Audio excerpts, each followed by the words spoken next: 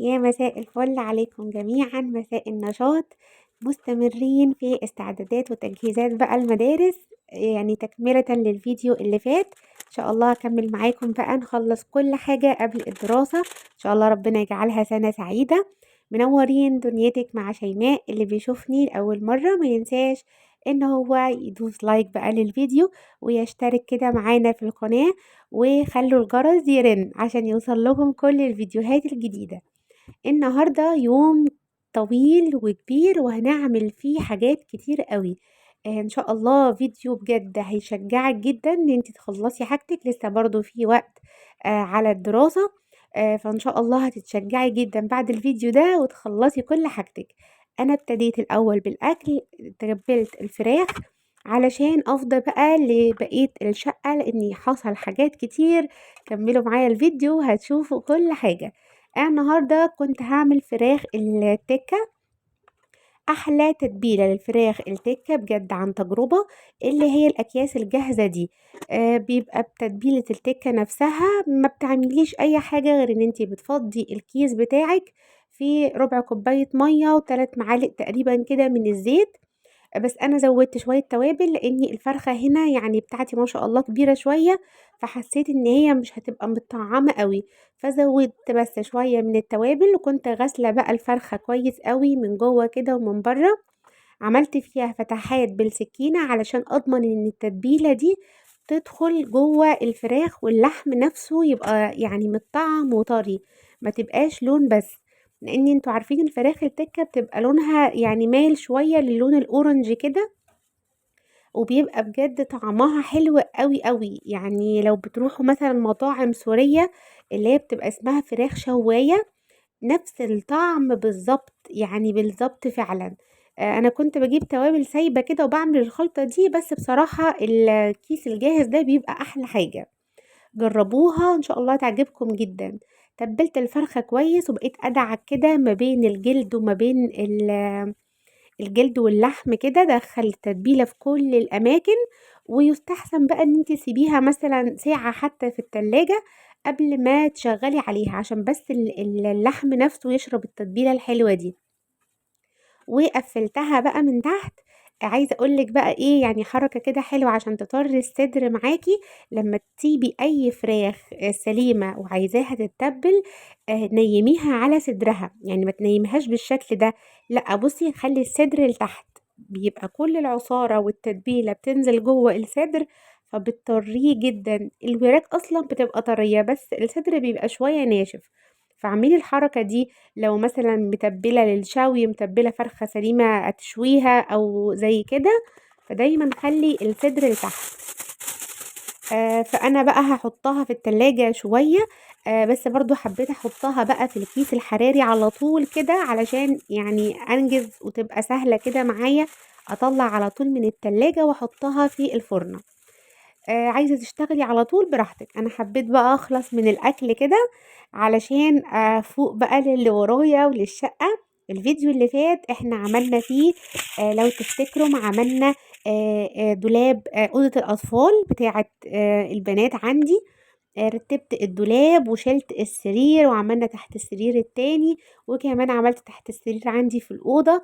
ونظمنا كده الحاجات المتقفلة من جوه، يعني الأدراج تحت السراير، شلنا اللعب وهكذا. جيت بقى علشان أكمل. بصوا أنا كانت الأول بصوا منظر الحمام، يعني ما أقولكوش على البهدلة. سبب العملة الجامدة دي، حصل عندنا كده مشكلة في العمارة في موتور المية. فلما تصلح، عايزة اقول لكم اني انا سدلي كل الرواسب اتحطت عندي، سد كل ال اسمهم ايه يعني كل الصرف عندي اتسد. الاسلاك نفسها اللي هي التحويلات دي بتبقى اللي تحت الحوض كله اتغير. يعني السباك جالي غير لي كل الوصلات، غسلت الاوتوماتيك، الاطباق، المطبخ، الحمام، والله ما فيش محبس ما اتغيرش. فطبعا بقى انتوا عارفين عقبال ما انضف المواسير والصدى والرمله بقى في الحمام عندي، بصوا ما اقولكوش على المنظر. فطبعا بقى بعد ما اخلص، رحت داخله الاول على الحمام. انا كنت وريتكم المطبخ انا بس كان عندنا طبعا مواعين بقى مكان الغدا، غسلت بس المواعين ودخلت بقى على الحمام. عملت الخلطة اللي انا بستخدمها في كل حاجة، هو صابون، شوية صابون سائل عادي على شوية كده من الديتول، وبكمل البخاخة مية. دي بقى يعني خلطة التنظيف بتاعتي في الحمام، صابون وديتول. ونضفت بقى كده كل حاجة الأول من فوق المراية بقى، وشلت الأول المحابس والوصلات اللي هي كانت متغيرة. بدأت بقى هنضف الحوض وهنضف بقى الحمام نفسه، لاني عارفين صدى كده وقع في الأرض وفي كل مكان ما بيغير، يعني يغير الوصلة دي والتويلت نفسه وكل حاجة اتغيرت، حتى الدش اللي هو الإيد نفسها بتاعت الدش ده كله اتغير. فقلت بقى كده كويس عشان نخلص من الحاجات اللي كانت عايزة دي يعني تصليح. ونضفت بقى جدا كده تحت الحوض، وبقيت ادعك في الارض نفسها كده، مكان مثلا حاجة مركونة، مكان صدى متدهولة. ونضفت الحمام، يعني بصوا خليته فله كده. وكمان بقى بصوا الحتة الوحيدة بس اللي ما اتصورتش، ان انا جبت الموب اللي هي بتاعة الحيطان دي، اللي انا كنت موريها لكم قبل كده بعمل فيها في المطبخ. حطيت فيها ميه بمعطر، وبقيت امسح على السيراميك اللي هو بتاع الحيطان بتاع الحمام نفسه من فوق كده. عارفين الحركة دي بتخلي ريحة الحمام بصوا بتبقى متعطرة كده وريحتها حلوة جدا، يعني اول ما تدخلي او حد يبقى عندك ويدخل كده تحسوا ريحة تنظيف، يعني تعطير ونظافة. فبجد الحركة دي جميلة، ان شاء الله برضو هصورها معاكم بعد كده، بس يعني جربوها بتفضل ثابتة قوي. فالحمام بصوا بقى الحمد لله بقى نضيف خالص، نضفته جدا. وبقى فله، غسلت كل حاجة، حتى بصوا شبشب الحمام غسلته وحطاه هنا يتصفى كده في الجردل. كل حاجة نزلت، كمان الرف اللي هو التربو الصغنن ده اللي حاطه فيه الشامبوهات والكريمات والحاجات دي برضو غسلته. البساقط بتاعت الحمام اتغسلت، كل حاجة اتغسلت كده في الحمام. وبقى بالشكل ده يعني اهو الحمد لله تمام قوي. وتعالوا بقى ندخل على حاجة تانية. طبعا زي ما قلت لكم، بصوا هو الفيديو ده يومين على بعض يا بنات، مش يوم واحد، يعني كملت تاني يوم. المية طبعا زي ما قلت لكم كانت قطعة، فكان عندي كمية غسيل بصوا بقى كتيرة. قعدت اغسل، ويعني انا عندي هنا البلكونة في اوضة الانتريه، اغسل وبصوا ما بطبقش، باخد الغسيل احطه على الكرسي اللي في الانتريه، اغسل والم واحط. فبصوا بقى عندي غسيل كتيره جدا، خدته بقى كله وطبقته.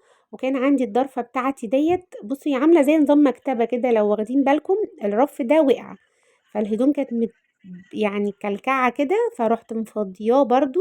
ونضفت الدولاب خالص. يبقى انا كده دولاب البنات عندي عملته الفيديو اللي فات معاكم. وضرفتي دي، انا ضرفتي كانت متروقه، بس ضرفه جوزي طبعا متدهوله فعملتها، والضرفه اللي في النص دي عدلتها. فانا كده الحمد لله كل اللي متقفل، يعني ادراج، دواليب، تحت سراير، كله كده بقى تمام ومظبوط. اوضه الانتريه ما كانش فيها حاجه، هي بس كانت يعني عارفين مكلكعه كده مبهدله من الهدوم بس اللي انا كنت حطاها. فلما خدت الهدوم طبقتها، دخلت بقى عليها نفضت بس الانتريه نفسه كده، يعني هو مش باين فيه خشب، مش بيتلمع غير بس الرجل بتاعته بس. فبيتنفض بس كده تنفيضة حلوة. وبقى رحت يعني كنسة الأوضة وهمسحها عادي. هنا بقى بوريكم ان انا خلاص خلصته تماما ولمعت الترابيزة، وكمان كنست الارض ومسحتها، وكده الأوضة خلاص اتقفلت وبقت نظيفة. يعني انا فعلا كنت حريصه ان انا قبل دخول المدارس، انا قلت لكم الكلام ده الفيديو اللي فات، اني انا عايزه انظف الشقه كلها، اكون قاعده بالي رايق في المدرسه. انتوا عارفين بنبقى فعلا مش فاضيين. بودي البنات الصبح المدرسه، برجع اخدهم عندي هنا بتبقى عندها دروس فبننزل تاني. نطلع بجهز الاكل، اقعد معاهم يذاكروا، نعمل الواجبات، فاليوم ما بيبقاش فيه يا دوب بقى اكل وغسيل مواعين. فلازم الاساس بتاع الشقة يبقى نضيف، علشان تبقي ايه بتعملي كده من على الوش حتى طول الاسبوع. وممكن مثلا نعمل يوم الاجازة يبقى هو بقى ده التنظيف بتاع الشقة. فلازم كل حاجة تبقى مضايقاكِ في شقتِك أو عارفة إن هي متكركبة، اعمليها في الأيام دي، والله هيتسهّل عليكِ جدًا الكلام ده في المدارس لو أنتِ بتشتغلي أو حتى مش بتشتغلي، يعني هيتسهّل عليكِ جدًا. خلّصت بقى هنا الreception وكنت كمان غاسلة كل الكوتشيهات بتاعة البنات، والشنطة دي كنت غاسلاها. لسه أنا شنطهم بتاعة المدارس السنة اللي فاتت هي نضيفة وكنت شايلاها مغسولة أصلًا. برضه إن شاء الله في فيديو بقى مشتريات المدرسة هيبقى بعد الفيديو ده برضه، يعني استنوه. فبُصّوا كل حاجة عملتها برّه، كده أوضتي وأوضة البنات خلصت، الحمام خلص، الأنتريه كمان خلص، الreception أهو عملته ونضّفته ولمّعت كل حاجة وشِلت الكراسي بتاعة السفرة والصالون ومسحت تحتيها كويس أوي. هنا برضه الطرقة كنستها كده كنت شايلة بُصّوا المشّاية بتاعة الطرقة دي عندي ومسحت الطرقة برضه. وهافرشها دلوقتي، فكده كُلّه الحمد لله يا رب تمام ونضيف، مش ناقص بس غير المطبخ، وهندخل دلوقتي على المطبخ وما أدراكم بقى المطبخ فيه إيه.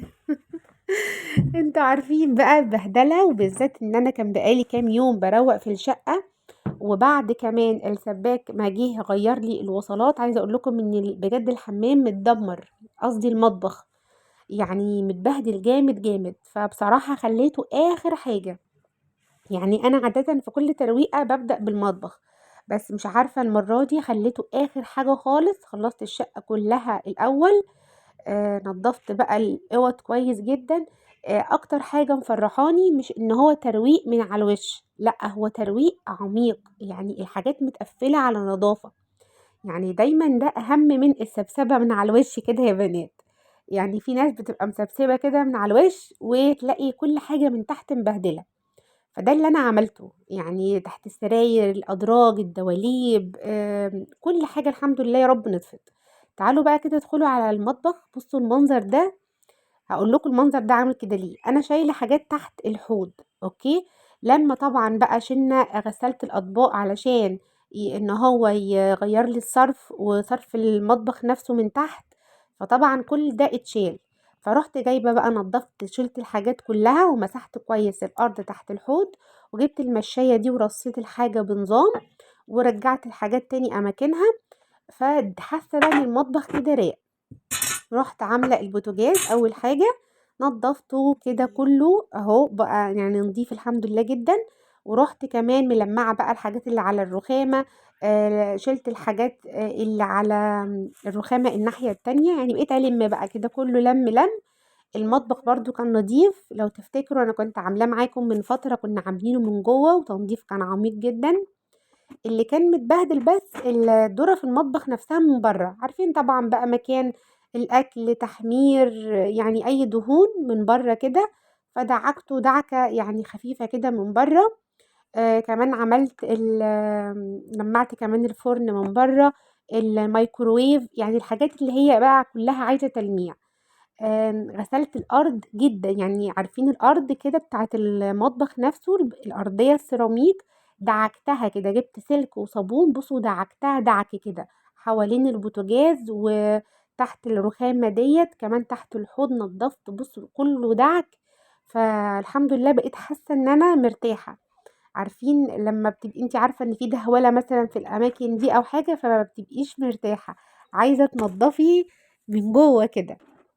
نزّلت كمان التربو لإنه كان مبهدل، برضه إن هو جنب البوتاجاز، فعلى طول بيبقى إيديّا فيه، إنه طبعًا برضه بيلِم شوية دهون، فلمّعته كده ونزّلت كل الحاجات، صبّنت ورُحت حاطاها تاني. وكان عندي برضه شوية بقى مواعين، رُحت منزّلاها، كل اللي بيدخل غسالة الأطباق رُحت حاطاها في الغسالة، حاجات بسيطة كده اللي كانت فاضلة هاغسلها دلوقتي على إيدي. بس بقى دلوقتي قبل ما أحط في صفاية يعني الأطباق، رُحت برضه منزّلة الصفاية نفسها وغاسلاها. بُصّوا كنت عايزة أغيّر مكانها، عمّالة أحطها شوية كده وشوية كده، شوية كده وشوية كده. بعدين لأ، حسّيت إن هي مكانها كده صح، يعني أكتر حاجة كويسة علشان أقدر أحُط صفّاية الكوبايات دي. فزي ما قُلت لكم بقى دخّلت الأطباق، غسّلت الأطباق، غسلت الأطباق والحاجات اللي هي التانية دي غسلتها على إيدي، وهاغسل بقى الحوض بالخلطة اللي إحنا كنا عاملينها مع بعض. جرّبوها، اللي لسه ما جرّبوهاش جرّبوها. خلطة جميلة وسهلة موفرة، هتوفر عليكي منظفات كتيرة جدا. وغسلت الحوض بقى بالشكل ده، والحمد لله بقى يعني كده ايه فلة كده فلة. عارفين احلى احساس النظافة ده؟ يعني بصراحة انا تعبت في الشقة، مش اقول لكم ما تعبتش، لان في حاجات كتير يعني باينة في التصوير طبعا ان هي مش واخدة وقت، لكن خدت وقت معايا كتير. الدواليب تحت السراير، التنظيف الجامد ده بياخد وقت ومجهود. بس بصراحة مفيش احلى من احساس النظافة، وان انت تبقي مقفلة الحاجة على نظافة كده، وحاسة ان كل حاجة نظيفة، كل حاجة ريحتها حلوة، كل حاجة بتلمع كده. فأحلى إحساس، غسلت كل حاجة حرفيًا، حتى بُصّوا الباسكت أهو بتاع المطابخ نفسها، عندي 2 باسكت رُحت برضه غاسلاهم. تعالوا بقى عشان في ناس سألتني: "يا شيماء إيه اللي أنتِ حاطاه تحت الحوض ده، الستارة دي عاملاها إزاي؟" هي قماش عادي أهو يا بنات، كنت مفصلاه عند الخياطة، وجايبة كوتشي كده، شايفين اللي أنا بالزق بيه ده؟ آآ واحد حاطاه في الرخامة نفسها، لازقاه كده في الرخامة، والتاني بيبقى في الستارة. يعني بانزّلها واغسلها مع المفارش دي، بتتغسل عادي وتروح ملزوقة بالشكل ده، برضه مدارية لي الحاجة اللي هي بتبقى تحت الحوض، لإن أنا تحت الحوض عندي مش متقفّل. فبجد شكلها بيبقى جميل طبعًا، لإن بيبقى فيه يعني أنا حاطة تحت فيه بطرمان عندي كده شايلاها، بطرمانات بتبقى كبيرة شوية، باملى إزازة مَيّة كده كبيرة بغطاها، بابقى شايلاها لو المَيّة قطعت والّا حاجة، حاطة كُلمًا، وهكذا برضه بابقى شايلة حاجات. فخلّصت المطبخ، بُصّوا الحمد لله بقى فُل والله.